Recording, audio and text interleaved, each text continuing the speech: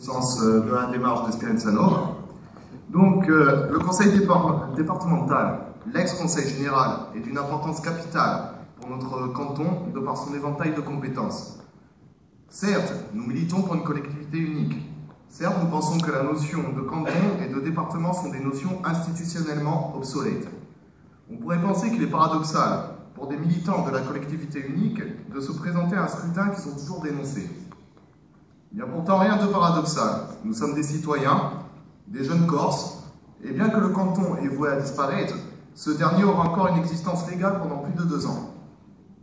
Nous ne pouvons, il est même de notre devoir, de ne pas laisser cette institution aux mains d'adversaires dont nous dénonçons le projet de société, s'il y en a un. Et cela même pendant une courte période.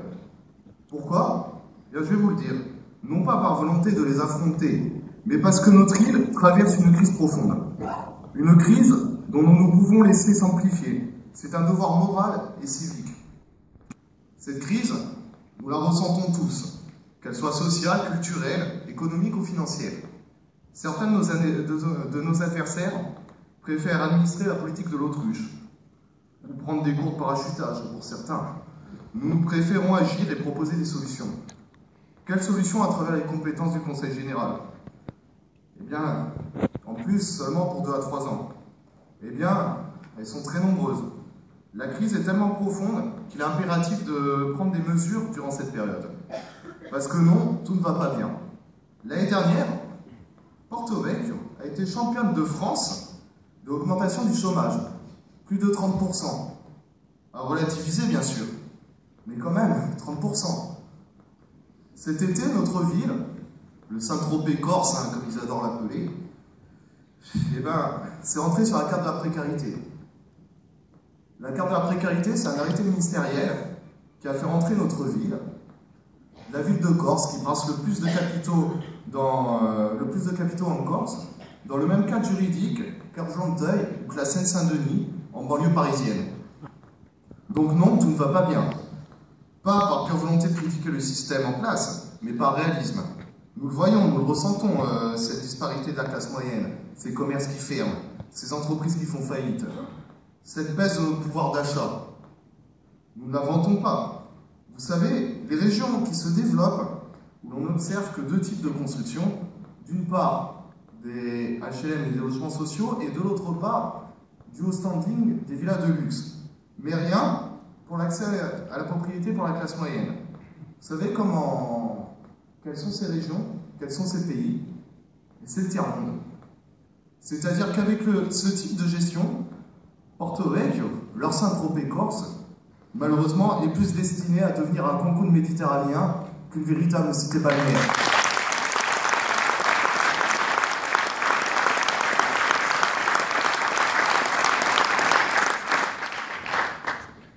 Je m'arrête là pour le constat, hein, il y a encore beaucoup de choses à dire. Bon, il est temps de passer aux mesures. À la crise économique qui touche notre île, il est du devoir d'un conseiller départemental, de par ses compétences, d'harmoniser la politique touristique du département, via le développement de l'infrastructure et la création de commissions permanentes des professionnels, des dirigeants des PME, des petites et moyennes entreprises en difficulté. Il en va de même pour les autres secteurs en crise, comme je pense par exemple aux entreprises BTP. Pour l'aménagement du territoire, la Corse est la dernière région, non pas de France, mais d'Europe, à préconiser la politique de l'étalement. C'est une politique qui a été unanimement abandonnée par tous les urbanistes d'Europe. Pourquoi? Parce qu'elle était source d'enclavement. Nous avons préconisé une politique d'aménagement du territoire qui va être axée sur la redynamisation des bassins de vie. Nos villages, nos hameaux, nos citadelles, de la mer à la montagne, nous mènerons une politique de désenclavement.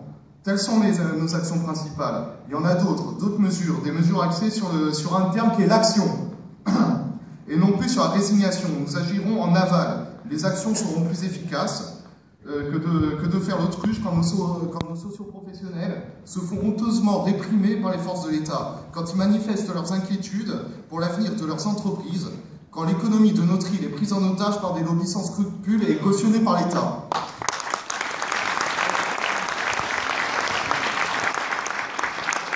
Ou alors, quand nos adversaires se résignent quand leur famille politique, oui, leur famille politique, hein, de tous bords confondus, nous supprime honteusement les arrêtés MIO. Cette suppression qui, pour des villes comme Porto Vecchio, des villes sur le littoral, dans 30 ans, plus un seul Corse ne pourra être propriétaire dans sa propre ville.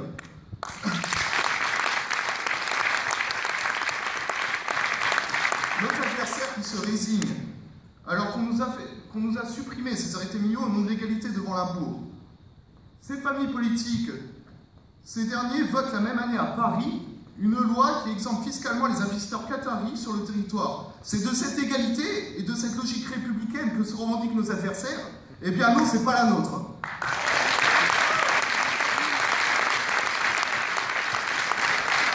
Nous sommes les partisans d'un nationalisme de développement. Nous sommes les militants d'une Corse plus juste, d'un nationalisme d'anticipation et de construction, non pas d'un nationalisme de contestation. Durant ces 2 ans, nous agirons jusqu'à l'avènement de la collectivité unique qui sera plus proche des attentes de la Corse et de ses habitants.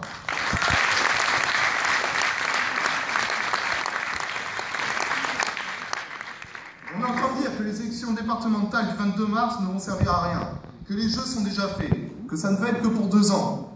Je dis que le 22 mars peut être un symbole. Le symbole d'une Corse qui reprend les rênes de son destin. Le symbole d'une Corse qui a retrouvé confiance en elle-même. Le symbole d'une Corse qui rompt les chaînes d'un système qui l'a fait stagner. Le symbole d'une Corse unifiée et réconciliée, d'une Corse unie et fédérée tournant la page d'un mécanisme politique obsolète. Source des divisions du peuple corse. Ces divisions qui nous affaiblissent. Les politiques en place depuis si longtemps dans leur fauteuil qu'on se demande s'ils n'ont pas pris racine.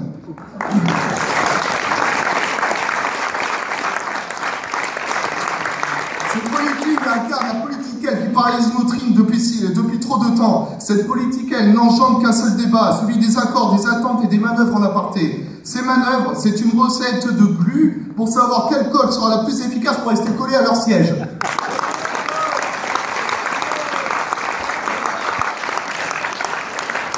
Ces manœuvres aussi, restons encore dans la comparaison et dans les images, ces manœuvres à quoi me font penser? À des enfants d'une cour de récréation. Chacun se sent obligé de renvoyer la balle au petit nouveau de l'école, un petit nouveau qui a déménagé dans cette école pour éviter de redoubler.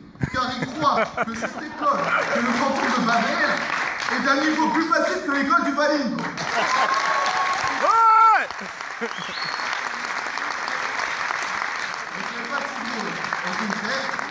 Car tant que la Corse sera rongée par ces manœuvres, par cette politique, elle restera faible. Trop faible pour avancer, trop faible et trop divisée pour nous faire entendre par un gouvernement qui nous méprise. Les élus locaux qui soutiennent nos adversaires disposent des voix comme s'ils en étaient propriétaires. Ces élus qui courbent les chines quand le gouvernement et les représentants de l'État s'adressent à nous sur un ton paternaliste. Ils disposent des collectivités locales comme si elles étaient une propriété privée, comme si elles avaient une valeur patrimoniale. On entend souvent, hélas, cette expression qui me hérisse, la reconnaissance du ventre.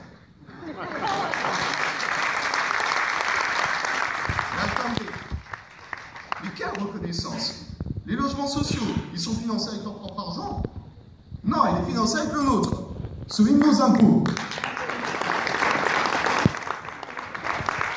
Les emplois publics, ils sont quoi? C'est la filiale d'entreprises privées? Non, il n'existe qu'un seul unique patron pour les emplois publics. Ce sont les citoyens, le peuple corse. Celui qui travaille, qui paye ses impôts et qui aujourd'hui souffre des incertitudes relatives à son avenir. Nous tous ici présents ce soir. Il est plaisant d'entendre que le peuple corse est réputé pour sa force de caractère, sa droiture et son insoumission. Cependant, il est temps de le prouver. Soyons à la hauteur de notre réputation. Nous ne sommes pas des fatalistes. Nous ne sommes pas des spectateurs. Nous sommes des acteurs de notre destin.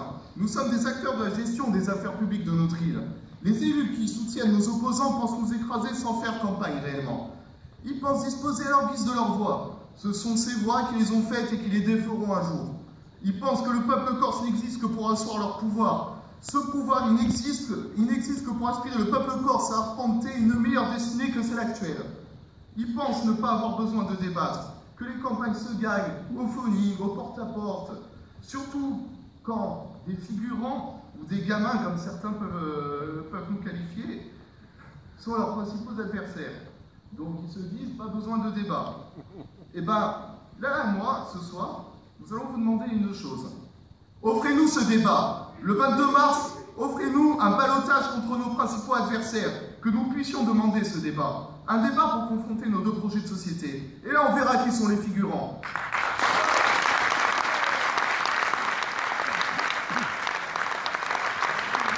Que nous puissions défendre notre projet, un projet qui incarne une meilleure destinée, une destinée qu'on caractérise comme un rêve impossible, celui de mettre le système en échec, celui de provoquer le séisme politique dont la Corse a besoin pour avancer sans se renier.